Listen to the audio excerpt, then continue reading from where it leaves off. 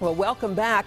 We continue our salute to Mother's Day in a big way this midday. Mental health experts tell us that our relationship with our mom is one of the most important relationships in our lives. And we have psychotherapist Mark McGonigle here with some practical advice on starting and maintaining positive relationships with our moms. So, obviously, if we can start it off right, that's the best thing to do. How do you start as a mom, a new mom, I guess, then with a good relationship? Well, the information is out there more than ever that babies need secure attachment, and essentially moms can give that just by a natural response. And that natural response involves things like a 14-inch eye gaze. So you want to pull up to a baby's face and look into their eyes, and that actually stimulates neurological growth in the prefrontal cortex, this part of the brain, that regulates emotions for the rest of your life, and that helps you make healthy decisions. So moms are really involved at the very beginning in helping that baby start to become a successful, secure person, just by giving that simple kind of attention. So just that oohing and cooing that moms do is actually really creating a positive relationship and helping that child be successful later on. Well, it's creating something in the child.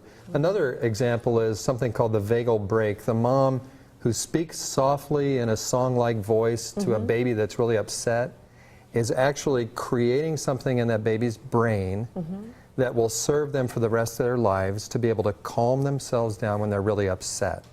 So you want to be prepared to kind of go with the flow of your baby's feelings, you know, because that's teaching that person how to eventually do that for themselves. So when the child gets older, you know, 5, 6, 7, there's a lot of, you know, ordering the child and commands and demands and that kind of thing. How do you have a good relationship with the child and build that then? Well, the data out there says do two things at the same time, and it's really hard. One, be completely logical with the kid, and at the same time completely empathetic. So be tuned into them emotionally, understand what they're feeling, and still hold up real-world consequences so that they can learn to balance that within themselves, the feeling side of life and the side of life where they have to think clearly. We were talking earlier, and Mother's Day is not always a joyous time for a lot of people who don't have good relationships with their mother. There is conflict. There are many parents who are not ready, and there are people who have been abused and then that abuse gets handed on. There are many people I know today who are looking at Mother's Day with dread because their mother wasn't good to them. And there's painful memories there.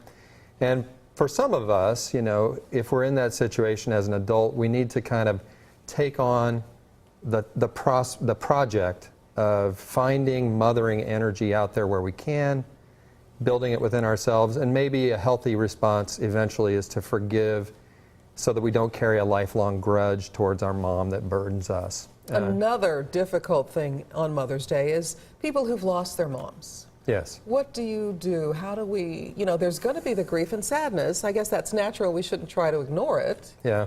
Well, we all lose our mom many times, right? Because we start out totally clinging, and by the time we're 18, we're supposed to be an autonomous person. So the hard thing about mothering is it's kind of this double thing. One side of it is this warm, connected, clingy type of relationship. But then in a short time, that mother has to be prepared to kind of launch that person into their own life.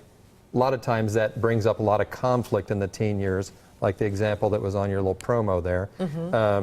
And eventually, you know, grieving our mothers is, for me, when my mom passed away, it was kind of like, oh, I really am on my own now.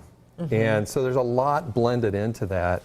In addition, you know, if there were any difficult feelings that might come up around the grief, the main thing you want to do is advise people is to communicate with that person in any way that you can, because with their friends and such. Right, and with the deceased, you know, to kind of like clear out the air, make sure that if there were any unspoken things that needed to be said, that they get kind of dealt with. Mark, always great advice. Thanks so much for being here.